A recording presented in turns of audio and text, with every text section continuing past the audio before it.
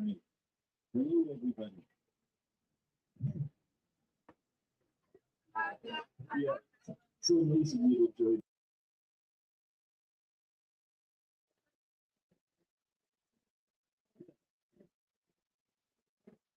My name is Mark Terry, and I'm the Executive Director of the UNFCC's Youth Climate Report, a partner program aimed at amplifying the voice of youth through film since 2011. I'm also a professor of environmental communications at York University and local Laurier University in Canada, and I'll be serving as your moderator today. So the panel is titled Storytelling for Climate Resilience, Empowering Youth for Local Adaptation and Peace. So we're going to look at two interconnected global threats, climate change and conflict, and how young activists such as those on the panel here today are leading the way to shift our world from climate collapse and war towards climate justice and sustainable peace. So I'd like to briefly introduce our panelists that are with us today. First, on my left here, we have Nazreen Al-Sayed.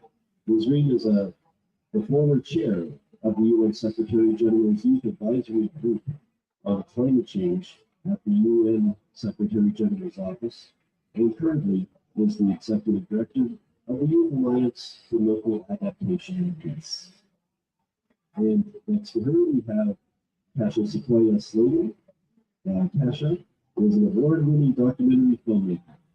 At the tender age of 15, she founded the Global Sunrise Project, a positive impact media organization which leverages the power of storytelling to create social change through documentary screenings, photography exhibits, and education workshops. She is currently in production on her new film, 1.5 Degrees of Peace, a film we're all excited to see at next year's Climate Summit COP31. So let's begin with the questions. Nazreen, we're going to start with you. What do you think the obstacles are that young climate activists in conflict affected countries? And what are they facing now, and how do we?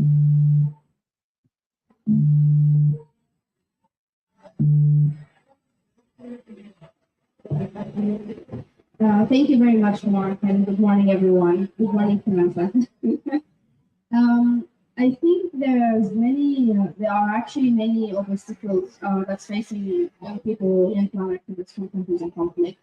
But I would like to put them in two main categories and then subcategorize them. So the one main category, the first one is the problems that are facing them externally, so outside, from the outside. And by that I mean, for example, as a Sudanese, it did not really matter that this is my 12th club. It did not really matter that I was advising the SG. It did not matter anything. The only thing that mattered that my passport is Sudanese, so I got 2 times rejections for my visa to come to COP30. And of course, there's a lot of young people from the alliance that I'm leading at the moment have the same situation. Of course, funding is a huge problem, especially when COP is being heavily priced, such as this one. And the previous ones also, some of them were crazy in amounts. But there is another problem is there is a huge racism, unfortunately, but the racism is even in the cases. So, for example, as we are speaking, there is a lot of attention to some issues just because it's related to white people, while the same issues that the Black communities are still or African communities are facing, it gets less prioritized in speaking about and in the discussions and in the campaigns and stuff like that. And another one of the very big obstacles, other than visas, other than financing, other than public attention and media, is the trust. When you are working with an organization in Nigeria, for example, or in Colombia, or in, let's say, Afghanistan, especially in the current situation, then we are requested by far more documentations, guarantees, I call it guarantees, for us to do the project. I remember once we had to fill a 36 document to get a grant of 2,000 euros. And I was like, okay, what's this? Spending hours and hours for getting like basically peanuts. And it's not only about the money, but it's also about the message. It's not only about the money, but it's the message that this procedure sends. Like, how much do we have to prove that we will not steal the money, or it will not go into the wrong hands, or that we actually care about the communities that we live in? It is just this lack of trust is a huge problem, and our system unfortunately does not absorb something else. Now I will go to the internal problems that countries in conflict and young people in countries in conflict are facing. So one of the biggest issues is that suddenly, because there's a conflict, everyone thinks that climate change does not matter anymore, and as if the climate change will say, well, this country is having a hard time this year, I'll give them a break, and they come back next year, which will not happen. It will still continue. But then everyone thinks that they have bigger fishes to fry, and they don't know that the actual whale that will take everything in is actually the climate change, and they're not taking it into account. So every time as a climate activist, when we speak, they say, "Oh, it's not your time. Let's finish this first," and nothing finished, but only the suffering of the people increase. And there is, of course, another problem, which is the safety and security of the climate activists in the context of conflict. I remember in Bangladesh when they started to have the upfires that they had. It was a huge problem to protect the climate activists because they were very prominent, and then everyone looked up to them. Uh, and although their main focus is not politics, but politics unfortunately does not get segregated from climate change. We are here in COP, we are not discussing the science of climate change, we are discussing politics. So if the country's politics is not in the right position, the climate politics in the country will definitely not be in the right position, which of course increase the vulnerability of your people there. So there's a lot of actually a huge amount of obstacles in terms of maintaining their mental health, maintaining their safety and security, maintaining the connection with them, especially when the electricity is off, when the Wi-Fi is off, and all of these are systems and gates that the operational system is using to control the movement. And I just want to finish with saying that there is no climate justice without social justice. So if you are still putting people in categories and prioritizing them not because they are humans, but because how they look or what is the color of their eye or how much money they have, will definitely not have an equitable climate change because when a typhoon hits or a flood hits, it will not say, oh, this is a rich people, I will make a turn and go to the poor people only.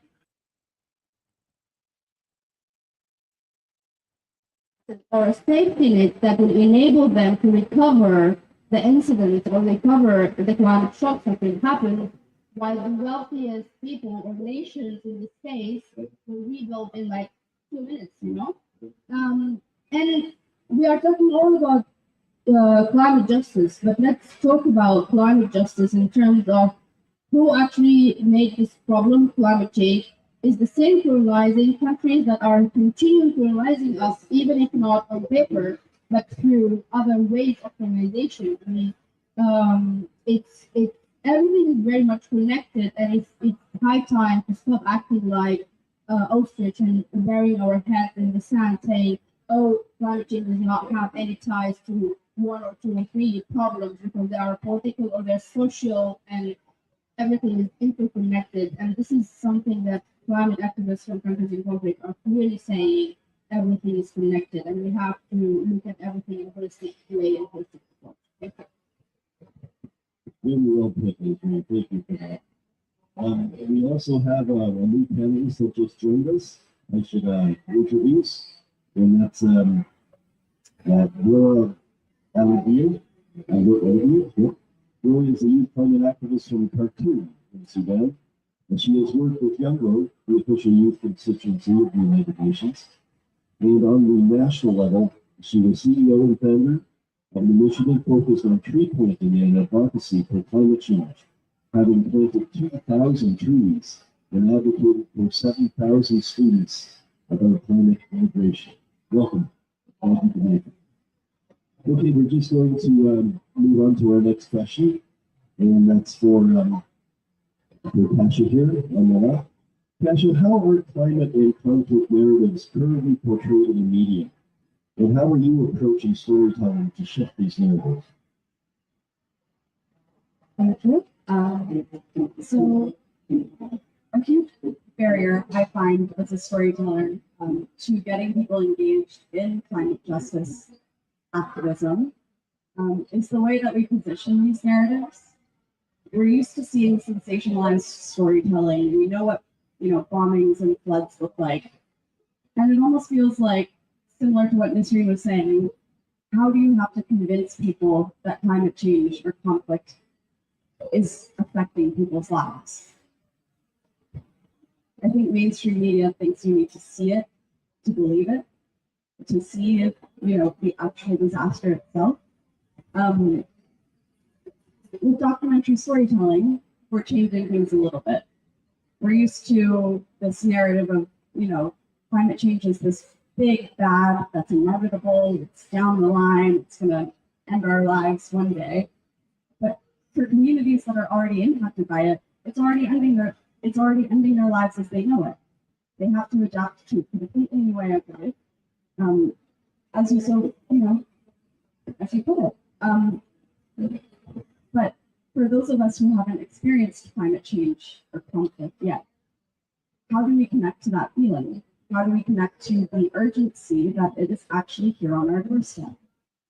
So with the film 1.5 Degrees of Peace, we're following two young activists, Nisreen is one of them, and then Ki'inani Rosario from Hawaii, who's a demilitarization activist. With their stories, I feel like, we started with the film being an essay-style explainer of the connection between the two issues. But it wasn't really hitting people. We would talk about climate change and conflict and militarization being linked, but nobody could really grasp it, or they didn't really want to think about it. And so the undeniable truths are the things that we all have in common. We all need food to survive. We all need water. We all need stable housing. We all love something. We've all lost something. And so with the film, it's just as much about our universal experience that we can see through these two young activists. So what does it feel like to lose a place that you love? To connect to that actually very concrete feeling of grief, the way that you would for a loved one. You can't revisit the places that have nurtured you as you grow up, or you always have this feeling of longing for the thing or the person. How do you return to home when you can only preserve it as a memory? We want to protect our environment before people have to lose. It might be inevitable that you lose somebody you love. We're all going to die in life, but we can prevent climate change from taking what we love the most. And so it's about their activism and their resistance, but what makes home home? The symbolic cultures, the friendships, the smells, the tastes, all the sensory things that we can actually understand when we see them because we felt that. And so shifting the narrative, it shows us that maybe while hope feels like difficult to grasp for, because we're always told to have this empty optimism as young people, like what gives you hope? What gives you hope? Give me hope. Ease my stress. Ease my pain. But we're not necessarily hopeful. We are courageous. Young people are persisting through our greatest fears because we have no choice. We have to. Otherwise, we're going to become nihilistic, and we're going to become like all of those in the decision rooms making decisions as if our future is already written. So we have to rewrite our future. We have to reclaim the narrative, because it's the only way that we'll mobilize to preserve our planet and to protect each other. That's the only thing that we have left to do. And so my job as a storyteller is both, translating that feeling and then getting people to take action beyond what a screening can do. because the screening will connect you, and sometimes you'll face criticism like, you didn't show this in this sensationalized way that I'm used to. But you can connect to the feeling, connect to these young activists and what they experience and what they have to tell you. And then you'll feel moved to take action. So pairing those, that experience of the film screening with educational resources give people ways that they can actually join the movement and take action. So that's my job. And I would really love to share the newest version of the trailer that we have for the film. And so yeah, we'll cue it up here.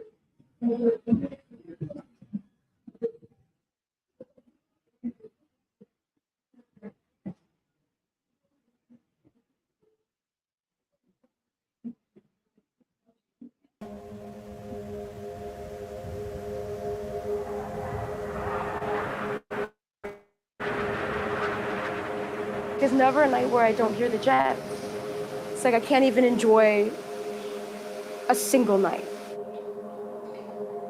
I was deeply sleeping in my room with my husband and my kid. Suddenly, we heard something explode.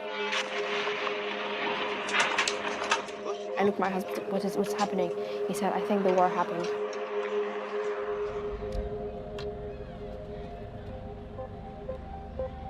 Gen Z is being asked to hold a lot with a lot of grace and patience, simultaneously holding all of this grief for what we're losing and what we know that we're going to lose. There's a lot of places where environment is deeply impacted by a lot of the conflicts, like specifically in my own country, of course, Sudan.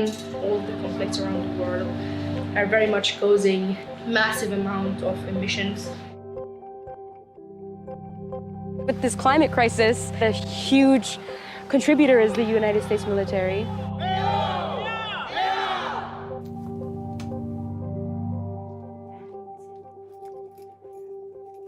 And look at this map of the military-controlled areas in Oahu and then Hawaii Island.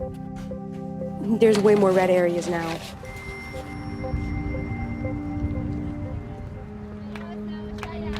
I miss Sudan so much, I know, but I thought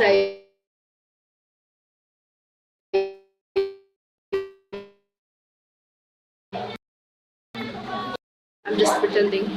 I don't have the privilege of losing hope.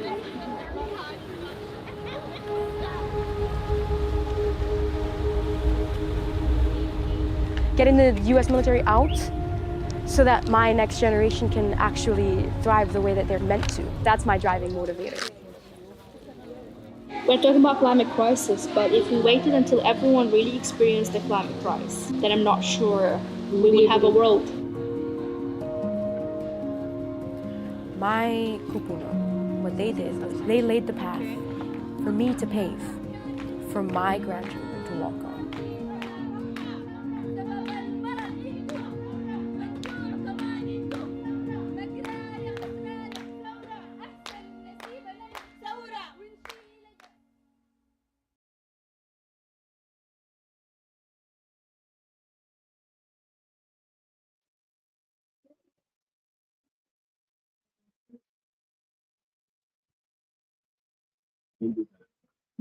Thank you for that amazing trailer caption. It's very promising to see films made in this sort of style, because most climate documentaries, as you know, are full of gloom and doom, and this is actually very helpful. And it's a personal story of a couple of young people going through this crisis. So I think it's a very unusual climate documentary that way, and as such, it's needed.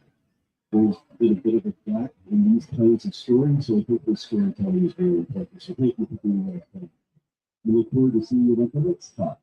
And you got pretty well. Okay, continuing on our panel here, I have a question for Roy. And that is that, can you tell us how you're using digital spaces to unite climate resilience and peace forward?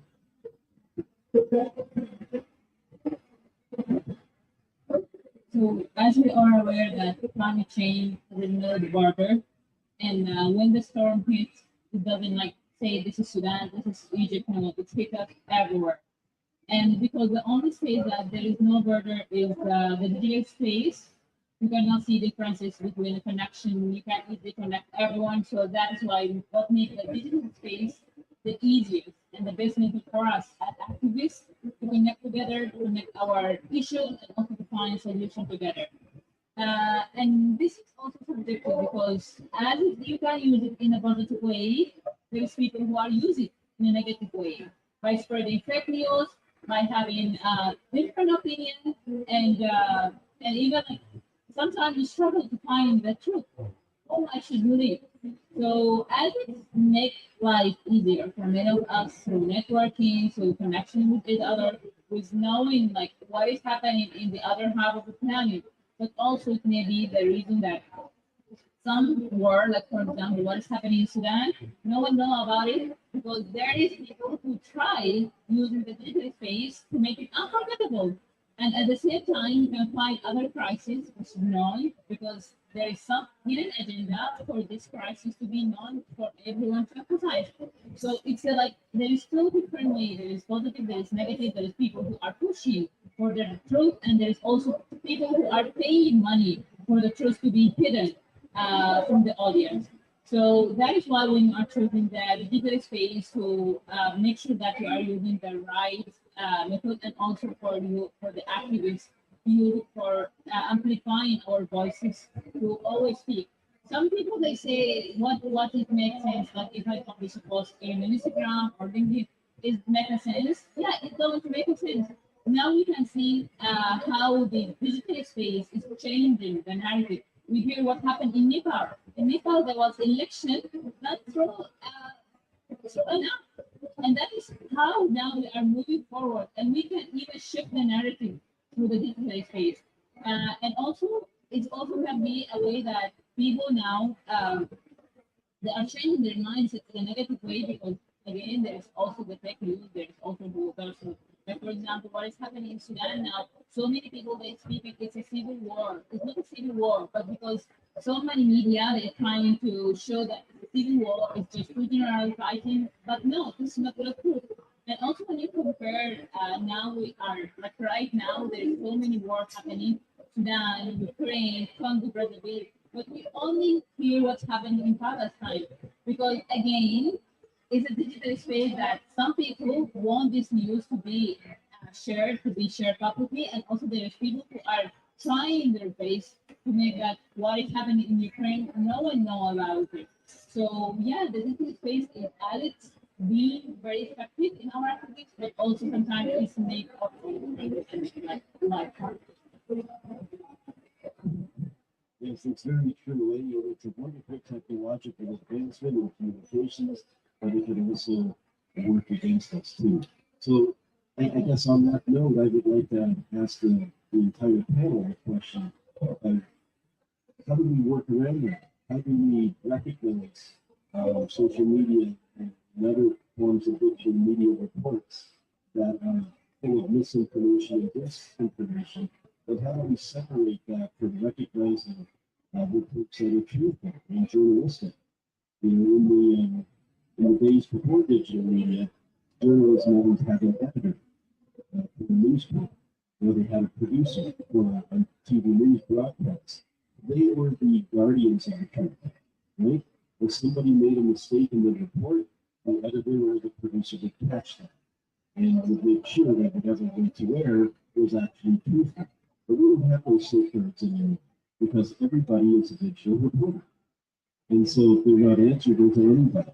So this is kind of the dilemma. So what I'd like to ask the panel is there a way that we can identify reports that are reliable and actually create platforms that we can handle? Thank you, Mark. I think talking about disinformation, misinformation, and climate change and in life in general is a very big topic. And I think there is an initiative by the UNFCCC to counter misinformation, disinformation, and climate change.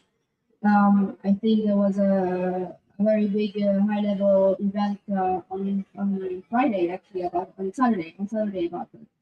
I think the main question right now is actually not how to stop people from being digital reporters, because you cannot do that, but how to empower digital reporters who are doing the truth, who are actually doing their homeworks, making fact checking and everything more accessible to people, give them more publicity, also give them more voice, and empower them to reach more. Because in the social media, currently, it doesn't really matter whose voice is, sorry, it doesn't really matter who's right, who's wrong. What matters is whose voice is higher, more reachable, and wider spread, you know? So, what is viral, as they call it? Um, and it's funny because viral is actually something that we use for pandemics, viral viruses. So it really tells what viral means. But anyway, how can we make sure that people who are doing the most are people who are listened to? Is the question that we already have.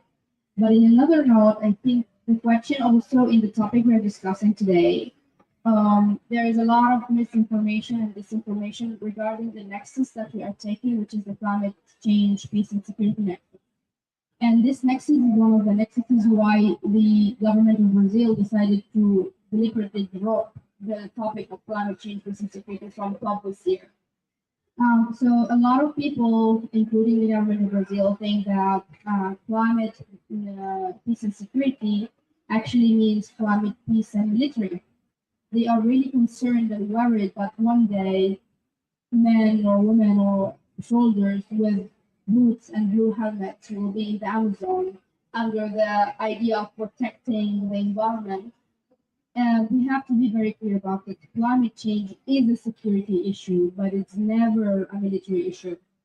And as much as we are clear about this, we have to also say that we don't see military solving any problem in the long history of humanity. Why should it solve climate change right now? So being honest about climate change being a security problem because it's threatening people's livelihood, their food, their futures, their waters, everything is threatened by climate change. And it's driving conflict in many places and driving genocide sometimes and driving a lot of security threats.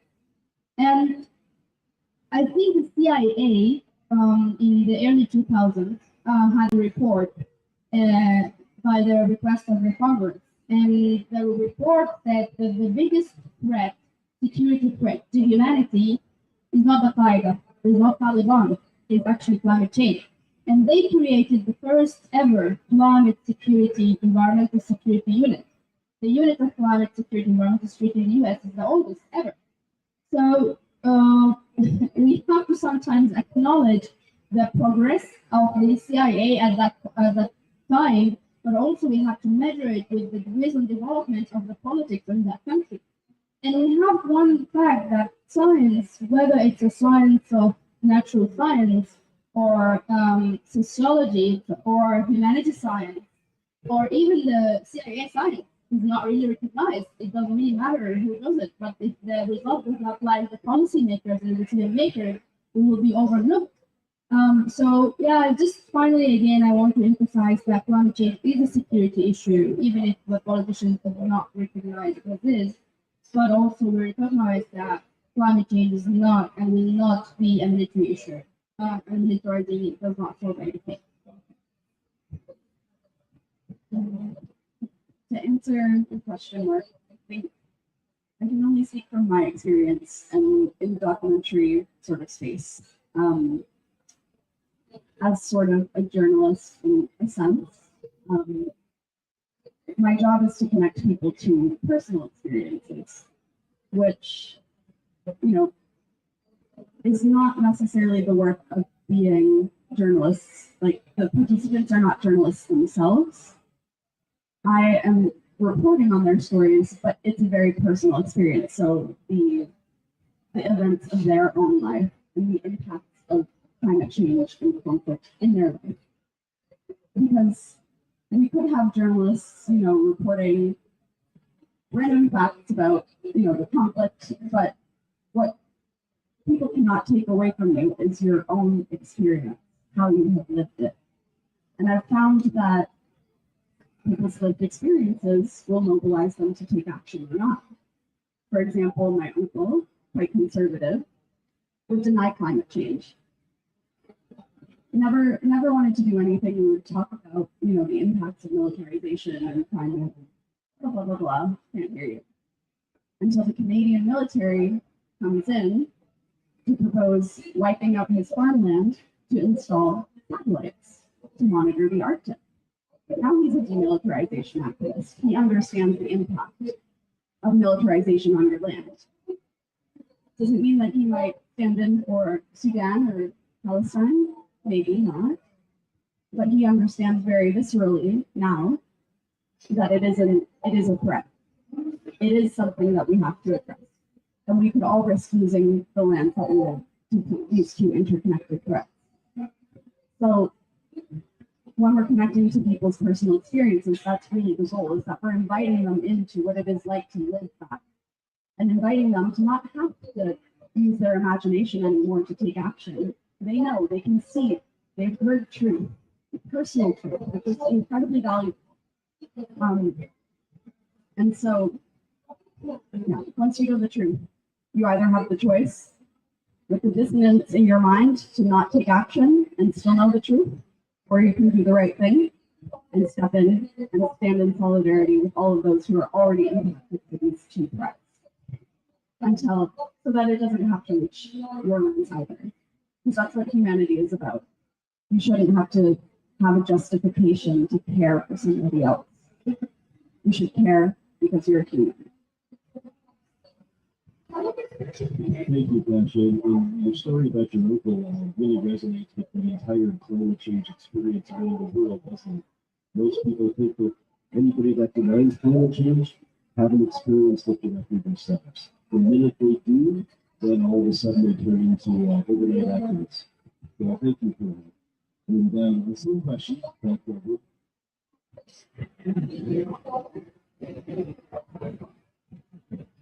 Thank you so much. And I think I have the same story for Harakezmi.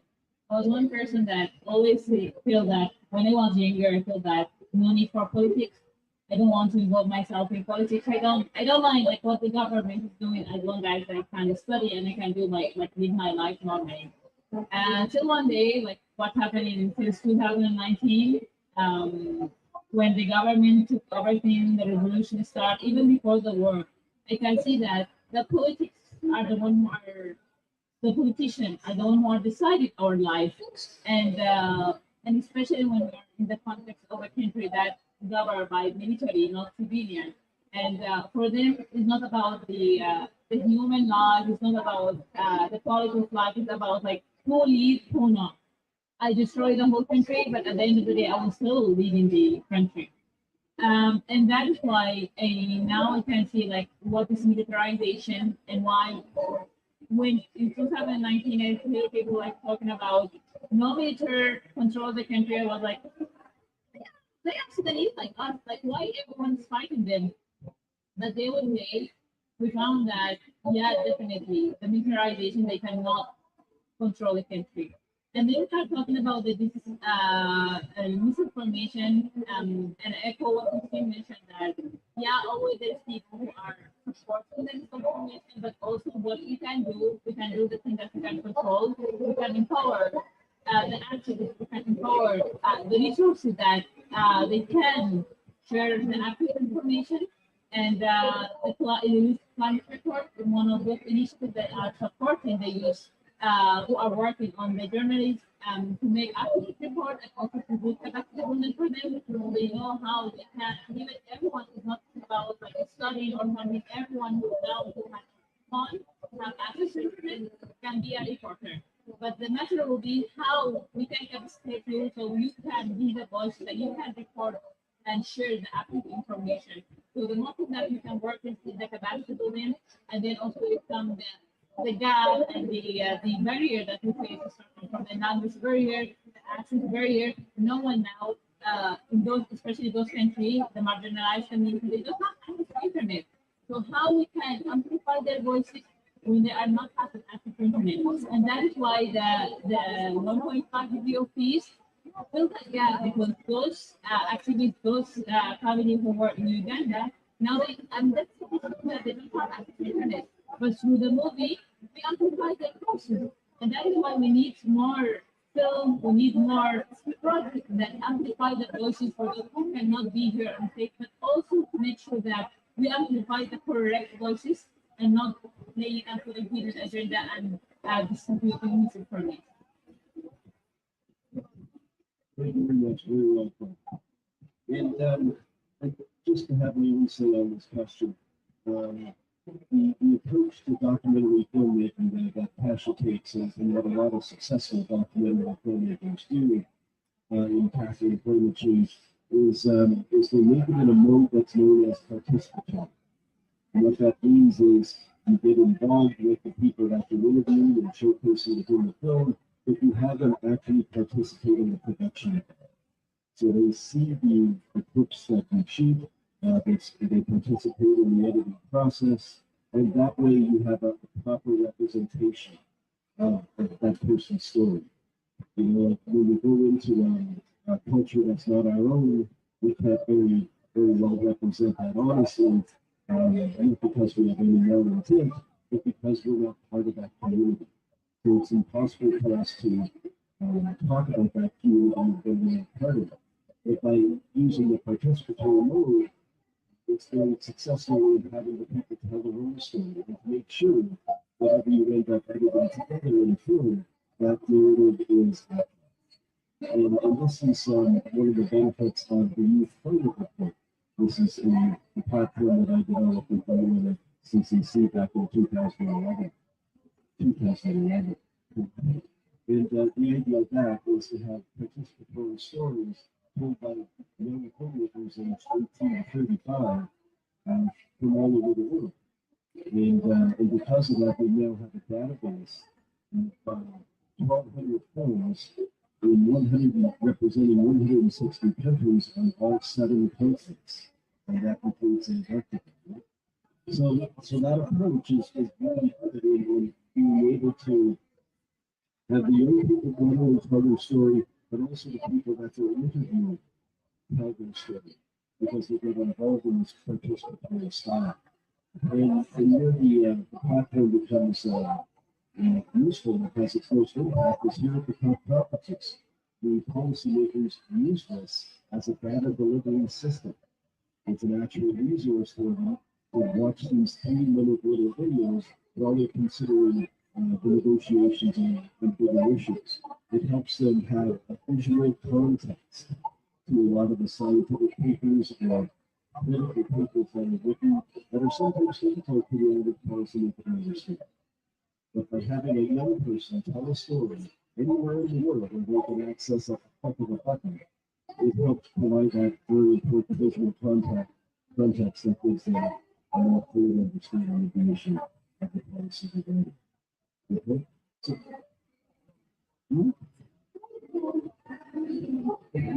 okay, so boy, time really flies, doesn't it? I'd like to invite the audience if they have any questions.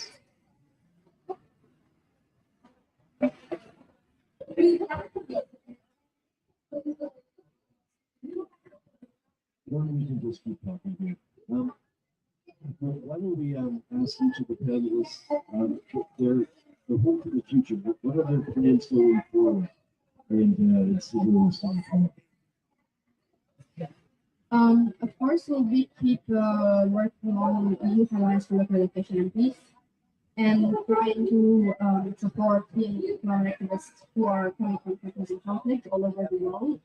And of course, also trying to bridge a little bit of the gap, because there is a huge gap between young people in general and the decision makers, whoever. I call them the power anchors of the world somehow. Although they don't anchor the world, but they anchor the power. But specifically, young people from countries in conflict have even bigger gaps and needs even bigger bridges and more stronger bridges. So I think this will be my next plans, and unfortunately, I was hoping that the talk will be the finale of the events of this year, but we have the EMEA, coming in Kenya next month in December.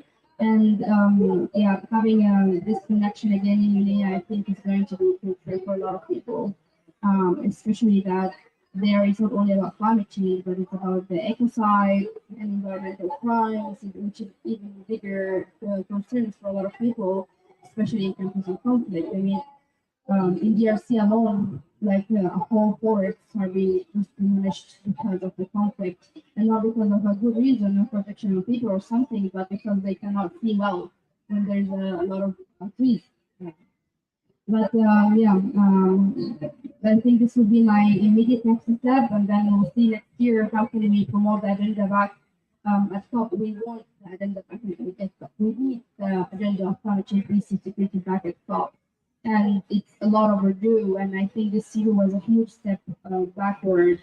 Although a lot of activists are trying to push for the agenda, I think there was people who monitored how many events each topic or agenda item have its top, and climate change and security had only 10.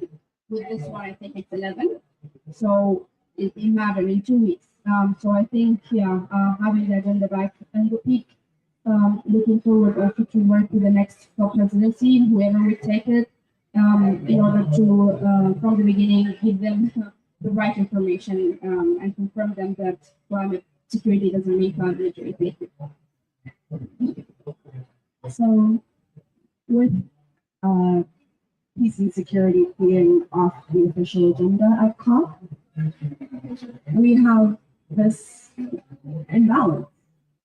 We're seeing as conflicts are increasing around the world is arming up, we're spending more money on military, and somehow there's not a whisper of it in the halls among the negotiators. That's erasure. It's not just, oh, we forgot peace and security. No, it's a deliberate act to silence the voices of those who have experienced conflict and militarization, because what is at stake? Profit. There's $2 trillion spent annually on militarism, fighting conflicts and wars. And somehow, in the Paris Agreement, it's only voluntary that militaries report their emissions. And it's not just about emissions here. It's about our food systems, our water sources, our air, the places that we love that are being wiped out by both climate change and militarization and conflicts. So my hope is that we can get serious, we can change the narrative away from this idea that we'll always need to have this militarized form of security. Because when we're scraping our pockets for climate finance, there's $2 trillion that could be used to better our planet and make lives easier, make our planet peaceful and sustainable systems that we actually need. So why are we avoiding this question? Why are we avoiding this conversation?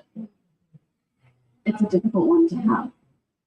And it means that we have to get uncomfortable and divest from systems that have given us an illusion of safety. So yeah, that's my hope, is that we can actually change the narrative and see and stand with people who have experienced this firsthand. Is that's often the problem with the difficult conversation. Someone needs to start it. And the people sitting on the panel here are exactly those people. And making films like 1.5 Degrees of Peace is an excellent way of putting out there a conversation starter. You can't very well watch the film and say nothing. So thank you all for that. It's really important. How are you doing on time? Oh, I'm sorry.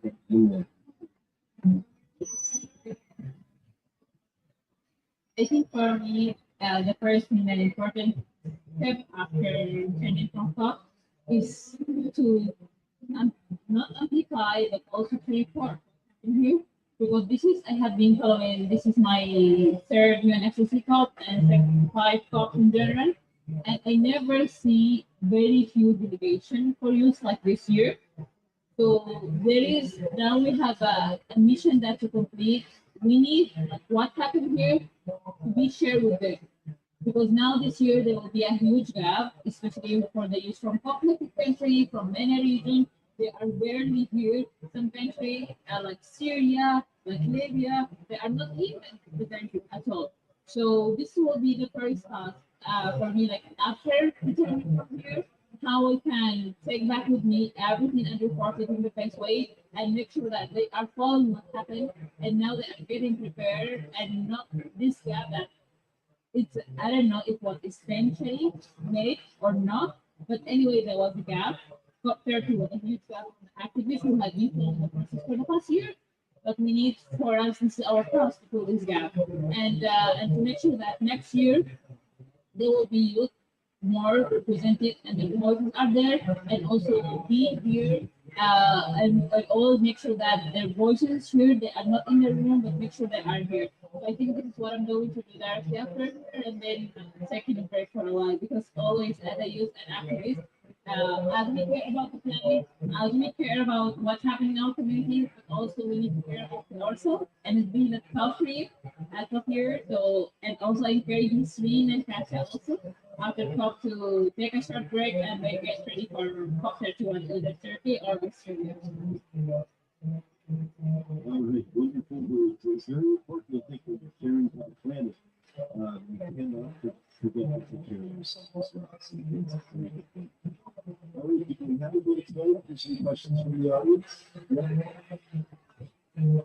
No, we don't? Okay. All right, well, thank you very much, panelists. Thank you very much for participating today at Talk Theory. And by all means, everybody check the various websites of everyone. The Youth Climate Report website is tiny.cc/UNFCCC and 145 degrees of peace.com. Okay, so please check them out and support the various projects. Thank you very much and have a great day.